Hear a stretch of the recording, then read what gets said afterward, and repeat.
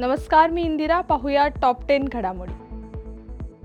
Chief of defence staff general Anil Chauhan यांनी पाकिस्तानशी झालेल्या अलीकडच्या लष्करी संघर्षाच्या पहिल्या दिवशी सामरिक चुकांमुळे भारताने लढाऊ विमाने गमावली असं म्हटल्यानंतर विरोधी पक्षाने शनिवारी केंद्रावर देशाची दिशाभूल केल्याचा आरोप केलाय आणि ऑपरेशन सिंदूरवर विशेष संसद अधिवेशन बोलवण्याची मागणी पुन्हा केली आहे. देशभरात कमर्शियल गॅस सिलिंडरच्या दरात तेल विपणन कंपन्यांनी कपात केली आहे. 19 किलो वजनाच्या सिलिंडरच्या किमतीत 24 रुपयांनी घट करण्यात आली आहे. या कपातीनंतर दिल्लीतील कमर्शियल सिलिंडरचा नवीन दर 1723 रुपये झालाय. नवीन दर रविवारपासून म्हणजेच 1 जून पासून 2025 पासून लागू होतील. या निर्णयामुळे हॉटेल्स, रेस्टॉरंट्स आणि इतर व्यवसायांना काहीसा आर्थिक दिलासा मिळणार. अदिस अबाबा इथिओपिया येथे एनसीपी-एससीपीच्या खासदार सुप्रिया सुळे यांनी पहलगाममध्ये झालेल्या दहशतवादी हल्ल्यावर जागतिक पातळीवर चर्चा करण्याचा प्रयत्न केलाय. पंतप्रधान नरेंद्र मोदी यांच्या ऑपरेशन सिंदूर या प्रकल्पांतर्गत सर्व पक्षांचे 7 गट जागतिक पातळीवर भारताची मांडणी करत आहेत. सुळे म्हणाल्यात की दहशतवादाविरुद्ध आपण एकत्र येतो. पहलगाममधील सत्य जगाला कळविणे आणि दहशतवादाचा नायनाट करणे हे आमचं उद्दिष्ट आहे.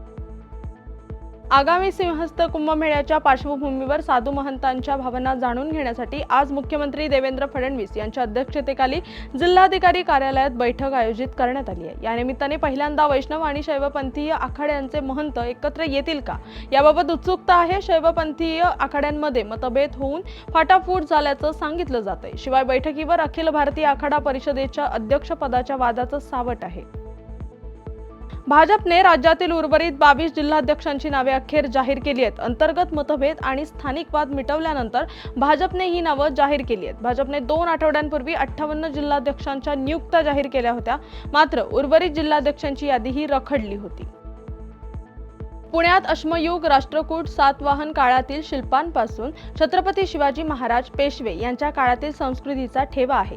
मात्र त्याकडे आपलं लक्ष नसून आपण त्यांची ओळख हरवत चाललो आहोत अशी खंत इतिहासाचे ज्येष्ठ अभ्यासक प्राध्यापक प्र. के. घाणेकर यांनी व्यक्त केली आहे.